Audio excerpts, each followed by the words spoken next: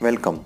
In this tutorial we will learn to launch Windows Virtual Machine on AWS with EC2 in about 5 minutes.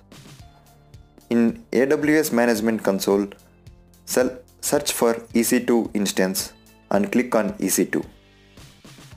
Now click on Launch Instance button to launch an instance. You can select any machine image from Amazon. You have about 32 machine images as of the time when I am recording this video. You can select Microsoft Windows Server 2012 R2 base, which is covered under free tier, and we are using the same for this tutorial. Once you select that, you can select the instance type as T2 Micro, which is covered under free tier, and click on Review and Launch. Review the changes and click on Launch button. Now you are prompted to create a new key pair. Type the file name of your desired file name to save your key pair and click on Download key pair. Move the downloaded file to the recommended locations on your Windows machine, Mac or Linux. Remember the path of the file.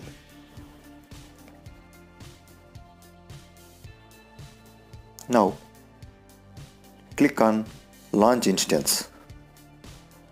Your instance is now launching. You can view the status of your instance by clicking on View Instances. It will take about 4 minutes to initialize and generate your password. Then once your instance is initialized, you click on Connect button and it will prompt and pop up to get your password. Click on Get Password, upload the PEM file which we have downloaded from the previous steps and click on Decrypt Password. It will generate a password and you can see the username which is defaulted to administrator, and you can download that remote desktop file, and you can connect to the instance by using the public DNS as shown in this screenshot. Copy the DNS, copy the username, copy the password and use them to connect your remote machine.